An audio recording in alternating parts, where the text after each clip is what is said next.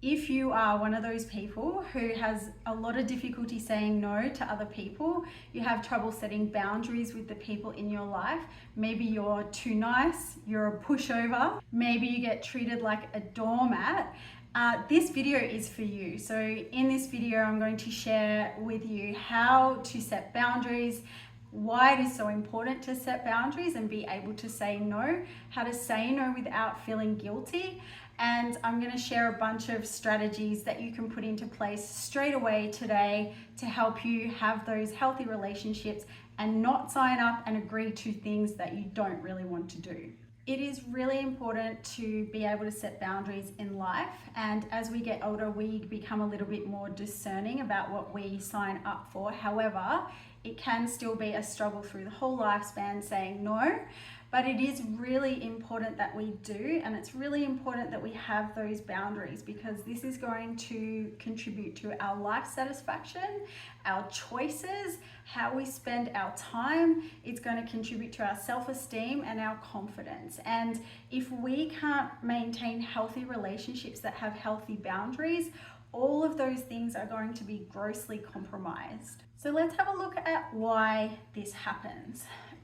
A lot of the time, if you are unable to say no to most people, if this is like a blanket thing where it's with most people you are unable to say no, this is likely part of your personality. So you've been blessed with a nice, agreeable personality, and that's not really a bad thing. It just means that it's going to always be a little bit harder for you to say no, and you're going to really have to have some robust things in place to help you as a structural foundation, something you can turn to be able to help you to say no and make choices that you actually want to make and not just be coerced by people the whole time throughout your life. I used to know a girl who was so agreeable. She found it impossible to break up with men that she was in relationships with, way past when she should have broken up with them. This happens to people. People get stuck in relationships because they are so agreeable and they just cannot say no. If this happens to you, you probably need someone to come and help you physically leave. My friend who did this, she was in a relationship where she was with the guy, and for the last 2 years, they were really just living like housemates, and she had her own bedroom.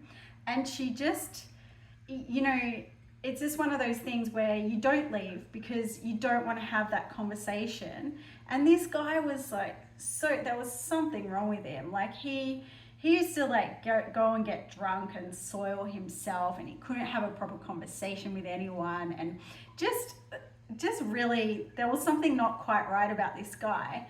Definitely wasn't up to scratch with offering a great partnership at that stage of his life. He needed to do some work on himself. And she stayed with him, and we just couldn't believe that she was still dating this guy, and she would bring him out and he would just say and do really weird things. And it just took her years to leave. And this can be because you bring up the conversation and then the other person, they're so disagreeable that they keep arguing with you and convince you that you can't leave. This really happens, and this really happens to people. So if you're stuck in this kind of situation, you're going to need someone, a friend who's a bit more bossy and ballsy than you, to get in there and help you and stop them from coercing you. So she did eventually leave, but it took years, and it wasn't really until she met someone else. So people can really get stuck in these situations by being so agreeable, and conversely with somebody who is very disagreeable and quite insistent and persistent. That is a really dangerous dynamic to get in. So if you're in that, you're probably going to need somebody else to come in and help you get out of it. Another reason that this happens is that you are probably empathetic, and this is another way of saying that you are conscientious. So you care about doing the right thing, you care about other people's feelings, and you care about making people happy. So your nervous system guides you to doing these altruistic things because it feels good when you do that, and that feels right in your nervous system. And if you are saying no and not doing that, then you get this negative feeling in your nervous system. So there's nothing wrong with you. This is just the type of person you are and a personality trait that you have. However, if we are constantly guided by those signals within us that tell us we need to be putting everyone else first all the time, and we need to be saying yes to everything and agreeing to everything to make everyone else happy, you're really at high risk of burnout, and you're also at a high risk of feeling purposeless and that your life isn't that meaningful, because you're allowing other people just to ferry you along and usher you along in life, and you're less likely to be making big decisions and saying, no, I want this and I want to go down this path. It's harder for people who are agreeable and conscientious to do this. So that's okay.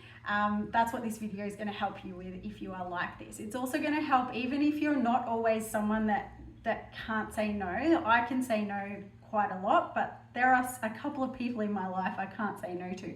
All the boundaries and all the rules go out the window as soon as this person comes along. And that's just because there are some people that have a certain influence on us and their personalities interact with ours in a particular way that can more easily coerce us. The other reason that we do this is because every decision we make, we are weighing up the costs and the benefits. So every time someone asks you to do something, if you're saying yes, that's because within your little calculations inside, you've deciphered that it's going to cost you more to say no. And this could be feeling guilt, feeling disappointment, or it could actually be real consequences such as being socially excluded or excluded from something in the family, or having family members give you a really hard time. Family members are really good at pulling on your heartstrings. So, you know, that is a real challenge. Maybe your identity lies within saying yes to things. So maybe you are known as the cool girl or the good girl or the dependable one, the guy that's always there for everyone. And if you are not that person, if you stop being that, then maybe you're not sure who to be, or it's too much of a cost to you to lose that identity or that status. So that's something else we can gain from saying yes, is status. Maybe there's some sort of power or some sort of status to be gained by saying yes and maintaining that persona.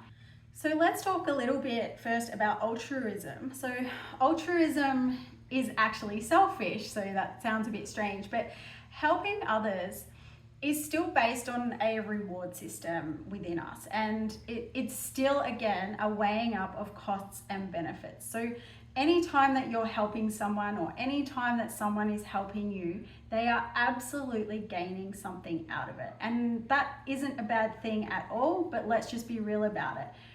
No one is doing anything just for complete selflessness. It's not part of human nature. It really isn't. It's just that within them, it doesn't mean it's bad, and it doesn't mean it's negative human nature. It's not. But just always remember that you're saying yes because you're getting something out of it. And that may be you're avoiding some kind of fight or argument, or you're avoiding some kind of really negative consequence. Or it might actually just really make you feel good to help people. And that's a lot of the reason why people are altruistic. It actually just makes them feel good. It makes them feel needed, feel important, feel like they're having input to others and the world. So there's nothing wrong with it at all. But just always know that altruism comes from a reward system within us. And it's actually selfish. It's not, it's never completely selfless. For the most part, other people will like it when you set boundaries. There will be people who don't like it, and they are the people that we might have to come to terms with, may drop out of our lives. But they are often the more toxic people in our lives anyway. If there's people or a person in your life who doesn't respect your boundaries or doesn't respect you attending to your own needs so that you don't burn out or so that you achieve the goals that you want to achieve, then they don't really care about you that much anyway, or they aren't prioritizing you. So if no one else is and you're not, who's going to? Like, you have to prioritize your needs. people generally respect it and fall into line with it. But there will be some people who don't, and that can be really difficult, especially if it's family members. However, being a family member does not give you anyone a free pass to cross your boundaries, treat you like a doormat, use you, or take advantage of you. Let's talk about some of the strategies that we can use to set boundaries and to start saying no. Because sometimes we are in a situation where we know we should say no, but we can't, just for whatever reason. So if you are really agreeable, or even if you're not, the best strategy is actually to have some default responses already ready in your mind.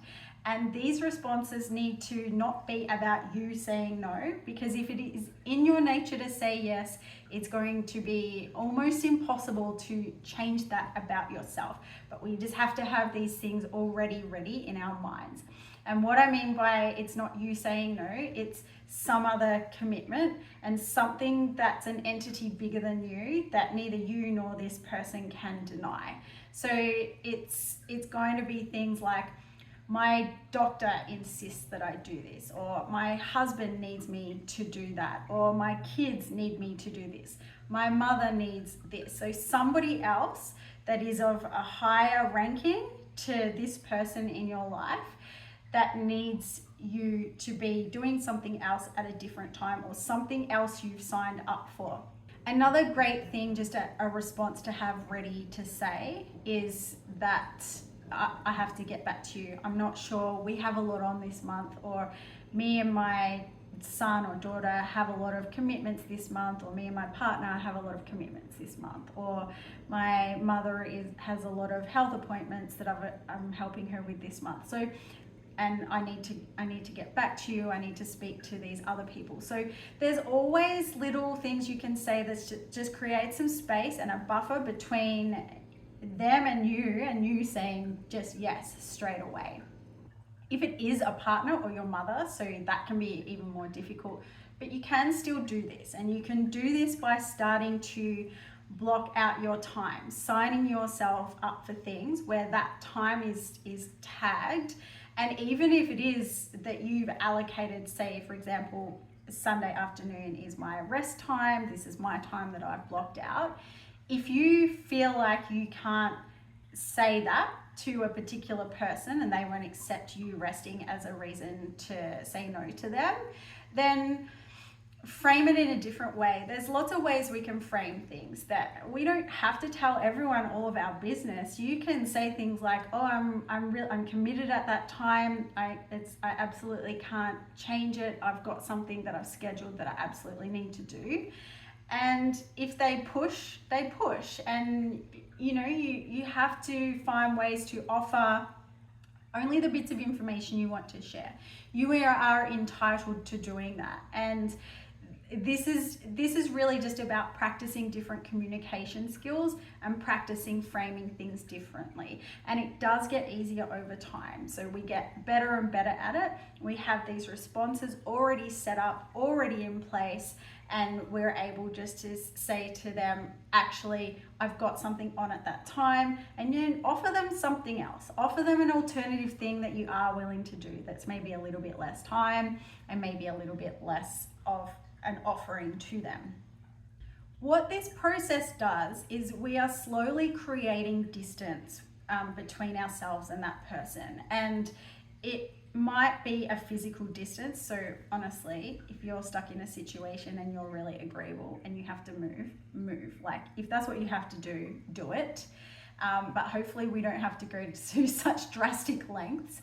But what we're doing is we're creating some distance, and it can be physical distance. It can be that, okay, no, I'm not going to a weekly dinner anymore. I've got sign up for, I want to learn this language, I'm signing up for this course, or I'm signing up for a yoga program or some other fitness program, and it's on at that time, or it's on at another time, but that means I have to do this other thing at that time. So just starting to slowly be less and less available and say, okay, I'm not coming weekly, but I'll come once a fortnight, or I'll come once a month, something like that.